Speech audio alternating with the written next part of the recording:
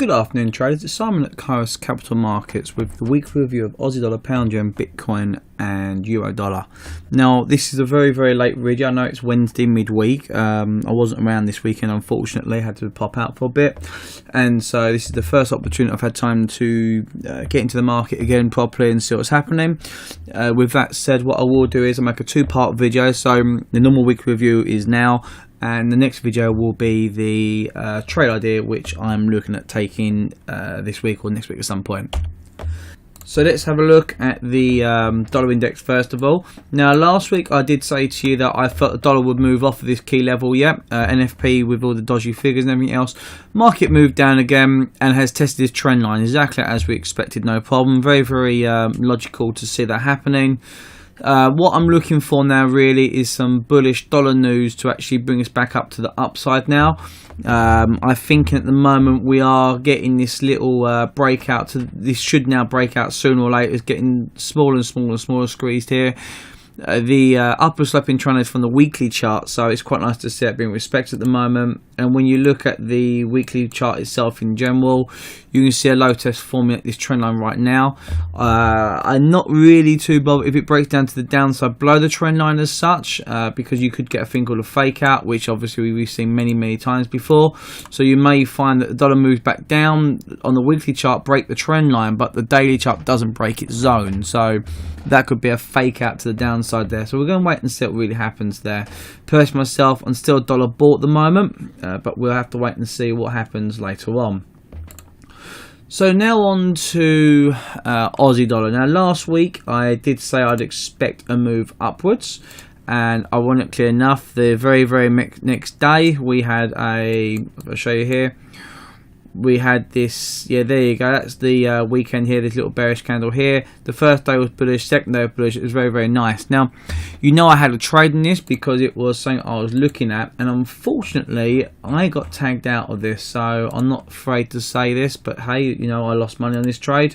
Perfectly good idea trade, nothing you could do about it. It just went down. So here's the 1 hour chart for you guys, just to show you I do lose money sometimes, and it tagged me out around here. It did. I'm not sure that one on the spread got me out in that one there. It's that one or this one, but I lost money in this, no problem at all. 775 I said would be my limit, and as you can see it went to 775 quite nicely, and a bit to 78 actually in total. So it's a nice little trade. If you didn't get stopped out, if you had a bit of a wider stop or something, then yes, you'd make money, and clearly right now you should be out by now.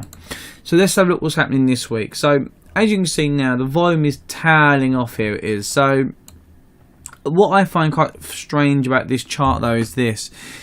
It's now a chart of two tails. It is. Do we have an Aussie dollar strength here, do we, where all Aussie pairs power up? Or do we, like sometimes the market has come down, I'll take this out of the way now, the market moves down and then just breaks down below the trend line for once. And you can have both there, you could. So for the moment I'm just a little bit on the take it easy side, but don't forget though, it could go to 783, we split the 382 level and then break down towards past the Fibonacci extension through the key levels and the trend line. So even though it pulls back a little bit and then breaks down, that's absolutely the market breathing and valid. Obviously it could pop back up to 80 at the moment, and what I'm looking for now is trying to work that out. What is it going to do next? And personally myself, I have a little problem with this bullish engulfing candle here. This candle had huge movements of price, but the volume dropped off. So for price to do that, that means someone marked it up, mainly the brokers and market makers. So for me, this bullish engulfing candle isn't valid. If you made money on it from the bottom, that's no problem at all. But now, if you was long, I'd be thinking to myself, where would I want to get out? Just purely because of the way it is. You are at the daily 50 at the moment. It may peak a little bit higher than that. You could do this is the trend that most people do, it's going with the trend. It could go to 618 again, put a double top, then break down again. It could do multiple things here, and that is my problem there. So for me, I'm not looking to take this trade at the moment anytime soon now. There's nothing here for me.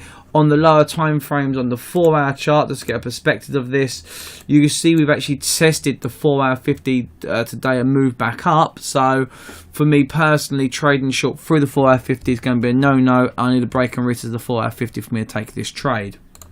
So moving on now to Let's do euro dollar next. Okay, so euro dollar last week, I said the trend line should give us some support and move up to the upside. It did say 1.25 is always possible, but I didn't like it. I didn't think it had the strength to it, and we're very, very right to actually think that we was. So in an ideal world, that's fantastic. Notice now how the volume is dropping off again at the moment. So, but these candles are okay. You don't expect to see the high volume there at the moment. I just want to now see what happens. Do we touch 125 again? If we do, we should have a good short opportunity off that for long term. On a weekly perspective, again, nothing really happened there at all. And this chart is just waiting to see what happens with the US dollar itself in general. So if you overlay the dollar index or the DXY, you get almost an identical chart here. And that's why I'm just waiting around to see what really happens there. So this week, I'm not interested. It might be some super short-term trades as such, but it's nothing really that I like doing. Pound yen. Now pound yen I've got wrong last week. Last week I expected it to go only to 152. It went above it, and I did say the volume of these candles here, as the candle's getting bigger and bigger, so should the volume. But the volume's dropping off. It's getting smaller and smaller. So what I see here is just a trap. This is a pure trap, and this is not a bull market as you'd expect it to be. Obviously today, Wednesday, the 18th, we had some bearish news for the pound to come out as well. It really did break down. So you may find now that you'll find some bearish confirmation to come into the market. Again, if you get a close below 152, that would be a very, very nice trade to take short there. And you've also got your range now at the top here of your market conditions. So let's now go down to the lower time frames to see what I'm on about here. So on the lower time frames here, you've got this little level here now, and it's just kind of to test it quite nicely by the looks of it. I know it's just the 4-hour 50, but the volume down to downside is quite nice. I know it's small volume up, but here is your zone as such. You could do some form of triangle. I know lots of people do all different types of trading as such way, different patterns. It depends how you draw it. You could say it's a zone there, but either way though, if you did want to take a trade, a break and retest, you could take retest of the triangle, come down to the 4-hour 50. That's always an ideal trade. Something like this here you could do, like that. Can you get out there for 1%? Yes, you can. So you got a trade there. If it comes up, comes in, breaks down by that little triangle there on the lower time frames. That's quite nice. Again, you may want to go, no, I want to widen my stop. You can put it above the R1, and you could target then the weekly perspective most likely, or at least a daily.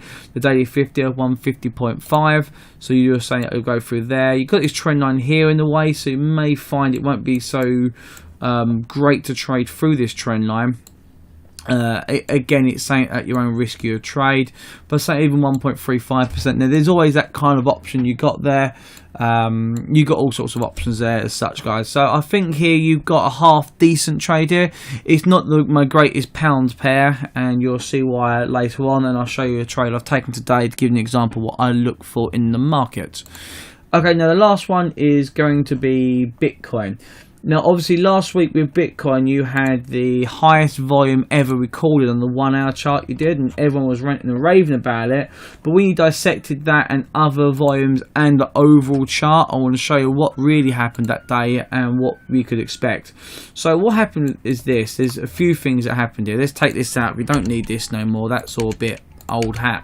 So the market moved up nicely on good volume. It did on this one day here, this one candle day. And that's it's not bad volume, but do notice though, the moves off here before have been sky high here, and this move here is nowhere near as high. It's about half to a third of the volume. So overall for the day, the volume clearly showed it never carried through other than its 1-hour volume day. So for me personally, the move is fake, but is a well-needed move up, which is needed to trap some more buyers into the market at the moment.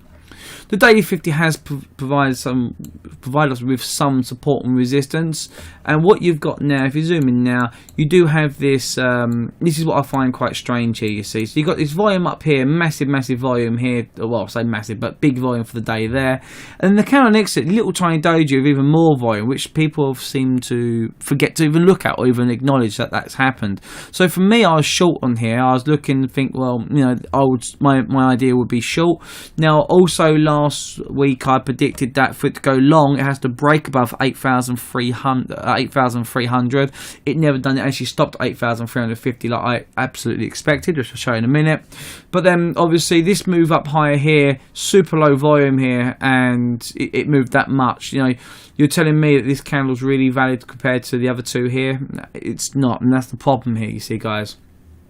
Then you got the bearish candle here, higher volume. This candle here is normal for this volume in correlation with everything else, and we're just going to see what happens here. So for me, I am still bearish. I am, believe it or not, but I'm not taking any trades at the moment because I don't think it's confirmed yet. Just to confirm the weekly perspective on this bullish engulfing candle, same volume as this little doji here, which means something's not quite right. I don't think this rejection is a true rejection. I think we still got more scope to the downside first of all, and I'm really only going to accept a decent bullish move with decent volume. This is not decent volume. That doesn't confirm to me anything. I need to sit on my hands for a bit. Now, when you look at the 4-hour chart, I had this plugged in, so I had several ways of looking at this chart, and someone asked me to chart it slightly differently for a bullish view. This is how I outlined it as a pennant triangle, and what I did say to everyone was, on this perspective, you need to then have a pullback on low volume, then a move up with higher volume afterwards. And notice on the 4-hour chart, it's bullish engulfing candle. Yes, great, fantastic, good volume. But then the same amount of volume happened when it stopped almost at 8,300 almost. Well, it stopped at 8,200, but $8,300, it virtually stopped at $100 away. It's virtually the same volume on the 4-hour chart. So for me, I wasn't really convinced that this bullish engulfing candle is going to really send the market higher. And you can see already it's run out of steam already here. So let's now dissect this a little bit more to the downside, and I'm going to show you bit by bit what I'm looking at. So we can now turn around and say that this bullish engulfing candle here, we know it's the highest volume ever in Bitcoin's history, and it did move quite nicely, don't get me wrong.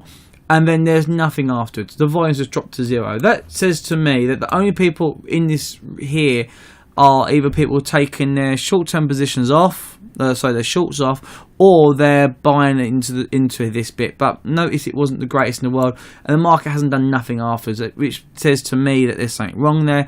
And I'm going to go one step further as well, because I want to tell you how bad this 1 hour is really good. But let me show you something on this chart here. This is the 30-minute chart. Bullish move up was very good volume. The rejection of $8,000 was even higher volume. So this now, to me, verifies that the move up is not a valid move, and that it will not go much higher. And I outlined that to a few people on Facebook. Obviously, I always receive abuse for this because I tell people what I feel. And yes, that's really what happened. As you can see afterwards, I was absolutely correct in what I was thinking there. And the market on the 30-minute chart has not moved at all. You got another movement up there with a bit of volume, which is quite nice. And again, another bit of volume there, which is quite nice. But to be quite honest, it's very... what's the word you could say? Very, very fake at the moment it is. So for me to change my view from a bear to a bull, which I think most of you would like to know, I still need a break on this 4-hour chart here above 8,300. It's got to clear here and come back down again. Now, ideally, I would like a test of this pattern, which now won't happen. So for me personally, this little bit of correction here is needed, but it's not really going to help you too much.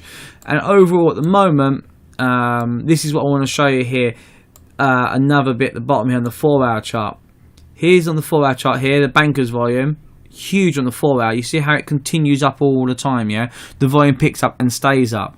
Retail volume, what I call it retail volume, is just two little candles on the 4-hour chart with volume versus a whole area with bankers. So this to me personally confirms that this move would not actually sustain itself. And again, if I go here, you can see here when price come down, bankers volume come in here, and again here when price came down, bankers volume come in here as well.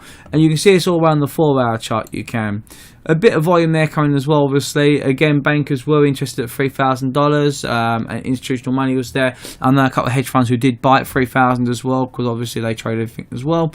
So for me personally, you can see where it's really picked up here. It's just retail volume. It's not bank. Yeah, the move up like you're expecting to. Because bear in mind, I know I'm going on about this, but look, the amount of volume here at this level here moved it from the same area up to 11,500. The volume here is not there whatsoever. So any move you see upwards without the volume is a fake move, unfortunately. Okay, guys, I hope you enjoyed that. Any questions, give me a shout. If not, I'll speak to you soon.